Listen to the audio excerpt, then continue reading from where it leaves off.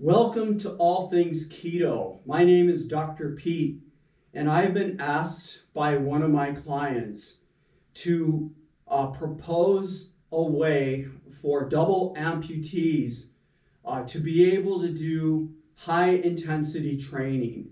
All right, and I've decided, because I really want to be able to reach out around the world and help people reverse diabetes, reverse obesity, and reverse cardiovascular disease, which we do through the ketogenic diet. But I also want, as a part of that, to help them with their fitness. So what we're going to do today is go through two movements which can be combined into a really fabulous HIIT exercise. So I'm going to break this into three segments. First, I'm going to talk about the fact that I am not an amputee, and I'm trying to teach you some exercises that I think will work. And obviously there could be some problems with that.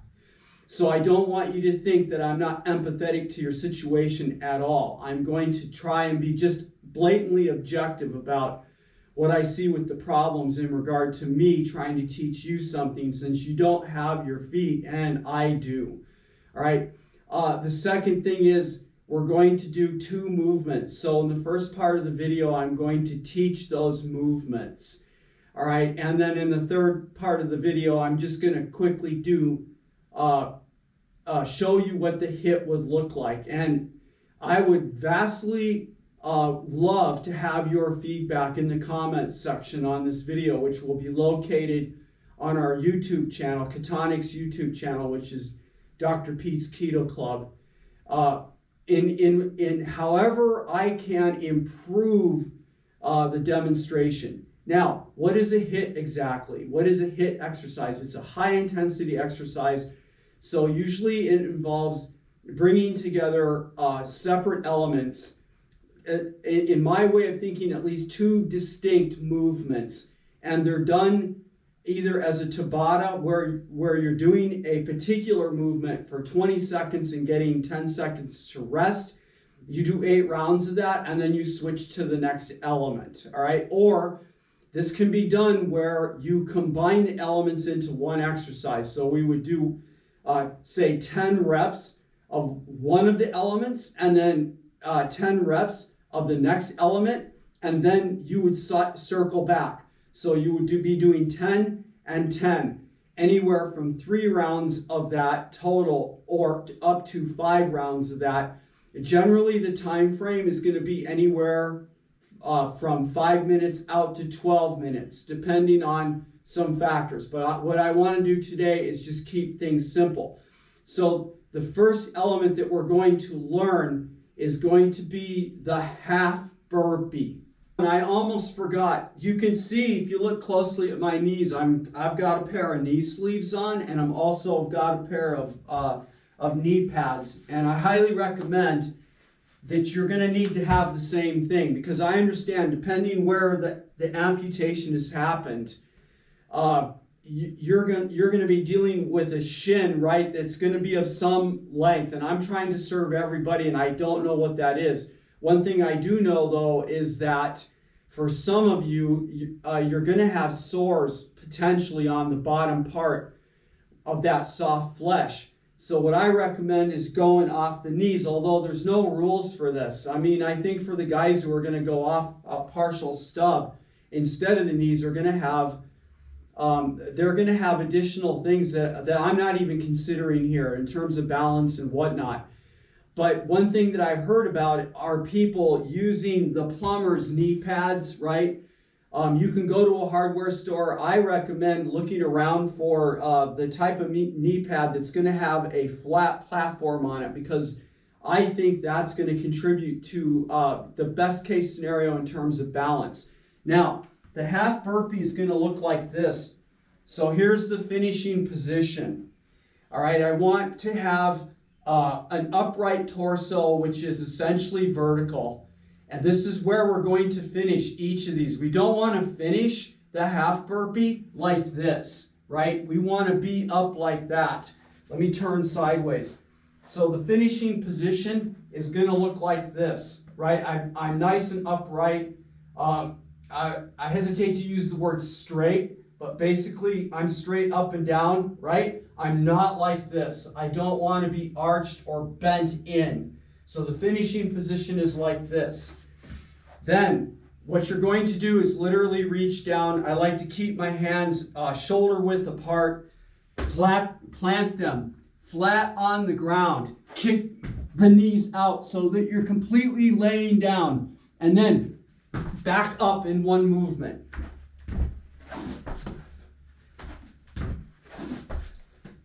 All right, let's turn to the side.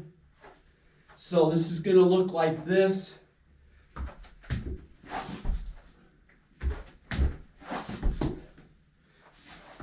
Half burpee. One last thing on the half burpee. I use the half burpee myself all the time because it literally is killer. You got to try this. You're going to feel it. You're going to be breathing super hard in a matter of seconds. And when I tend to use it myself is when I've come off of a few workout days in a row where I've done deadlifts and heavy back squatting, right? And my hamstrings and everything else that has to do with the squat is really hurting. But I want to do a good hit.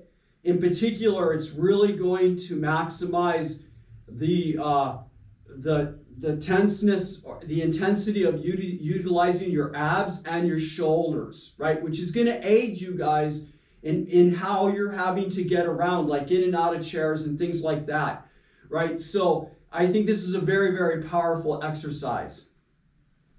The next exercise that we're going to couple to the half burpee for our high intensity exercise is going to be a version of what's called the snatch that I've worked out. So I'm going to start like you are, right? I'm going to be down here on my knees on my knee pads. This time around, what I want to do is get my knees spread out in an A-frame, all right?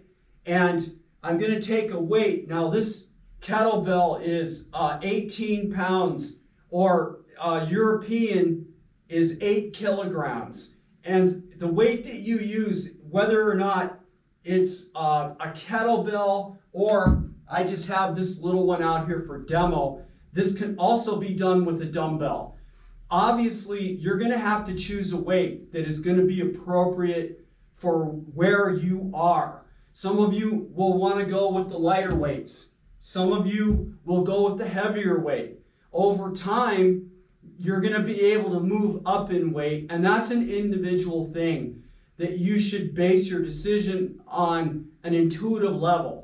Like when you're able to start doing this and you're able to crank it off with both hands and it's starting to be relatively easy, then obviously you're going to go up in weight. But there's no reason to run out and buy a whole slew of weights. You know, just try to find something. Even a water jug filled with water will work for this for a while, right? Until you develop more strength, and then you may need to go out and purchase some type of weight. And I'll demonstrate, I managed not to forget the dumbbell. For our purposes right now, though, I'm going to use the kettlebell. And where you want to set it is essentially like in an upright position here. The knees are placed so that they're in an A-frame, right? They should be out so that they're literally at the edge of shoulder width, right? Just on the outside, literally, just on the outside. So you have a platform, all right? And then the kettlebell should be placed right between that A-frame, not too far out. It needs to be in pretty close to where the crotch is making a line straight down to the ground. You can see from here about where I've got that kettlebell. And then, unlike the half burpee, where we're going to start with this is by taking the crease of your hips and bending back, right? Without dropping the shoulders. We are not dropping the shoulders. We are bending the hips back. Notice how I keep my head, my chin, and my chest is literally not moving. Oh, it's staying constant over the handle of the kettlebell.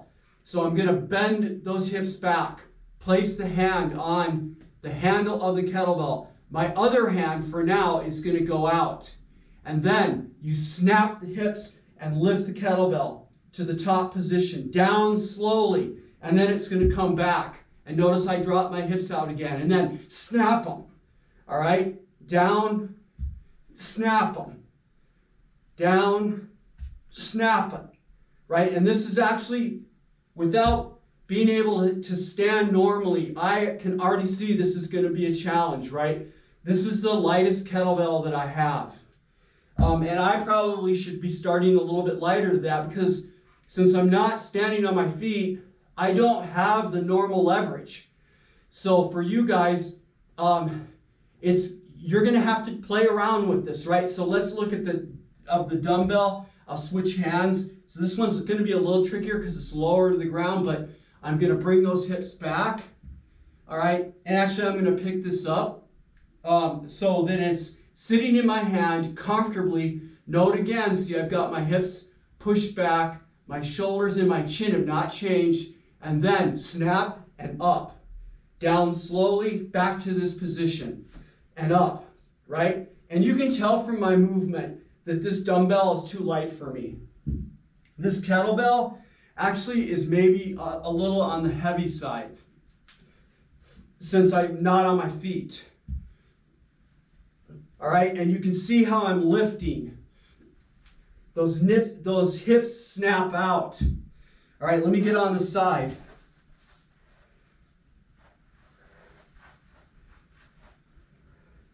All right, I've got hips back and down slowly and back into the position. So now we know two of the exercises, and over time I will produce more and more options for you guys. But for now, we have the foundation for a high intensity exercise. We have two things that we can do: the half burpee and the snatch off the knees. Okay, so how do we structure a hit? Usually what I do is go 10 and 10. So it would be 10 repetitions of the half burpee, followed immediately by 10 repetitions of snatch.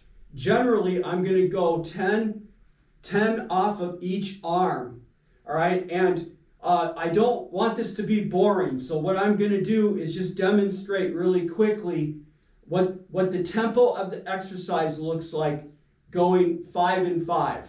So again, if I was going to be doing this for myself today, right, I was going to do a hit. Normally when I do something like this, I'm going to go 10 reps of each of the elements. They're done back to back without any resting between them. Usually, depending on how savage I think the elements are, then I will either go 3 rounds or 5 rounds. And it will take you time to figure out, once you've learned how to do an element, what's going to work for you. And again, it's an intuitive level. Let your gut direct you what to do. That's normally how I function. So I think, okay, I'm going to do the half burpee and I'm going to do the snatch off of my knees. Maybe the very first time I do it, maybe I do 3 rounds of it. All right, and at the end of the 3rd round, I just do a mental check. How do I feel right now? And if I feel like I haven't maxed out, I automatically will go into the other 2 rounds. Keep a timer, right? Time how long it takes you to do that, and get a logbook and write this stuff down, because that way you can track how you are doing, right? Because you should be able, for a given hit exercise, and granted we're talking about only one here, over time for that particular pairing of elements, you should be able to see faster and faster time frames. And that could also help you later decide, okay, I need to move up in weight. And so maybe you get a kettlebell that's a few pounds heavier or a few kilograms heavier, and so on. All right, so with that said, I'm going to demonstrate what the hit looks like, but I'm going to go 5 and 5 with this. So that's going to be on the snatch, it'll be 5 on one side and 5 on the other to match it out. And I will do 5 of the half burpees. And I'm cutting this down because I don't want the video to go on forever. I just want you to see the tempo. Okay, I'm going to start with the half burpee. I have a timer, all right, and I don't actually have one here, but in real life, I have a timer. I reach over and start it, get in position.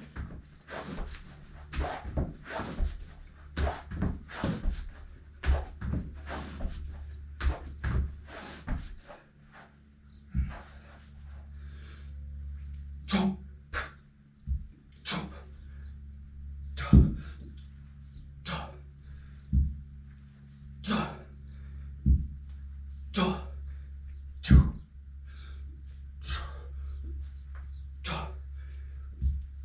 jump,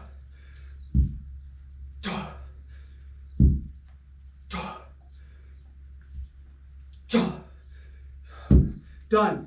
To reiterate a couple of things, make sure you've got a good setup for your knee pads, right? I like the idea that my client pointed out to me using a flat, buying something that has a flatness to it.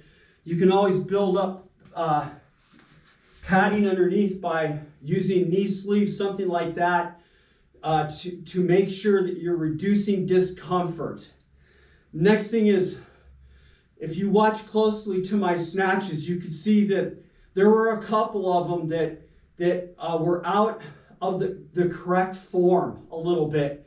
And that's because as we learn together, my effort today was, okay, what can I teach these guys about HIIT exercises who don't have, the bottom part of their legs? And so doing the snatch off my knees like that, that's new for me. And you can see on the one that I got off a little bit, don't worry about that. You just got to keep practicing, go into it slowly. And the last thing I'm going to say is that let's work together on this. I'm really, really interested in being able to reach out across the world and help people that are disabled. And high intensity exercises are so super important because number one, they're fast, and the effect that they have on your cardiovascular system and even weight loss is amazing. All right, especially if you've shifted your lifestyle to one that is keto. So with that, I'm going to finish, and I'm going to distribute this video, and I hope that you find it useful. Please provide feedback, put comments. Any way I can improve, I would be more than happy to do this demonstration over again, taking into consideration your suggestions about this.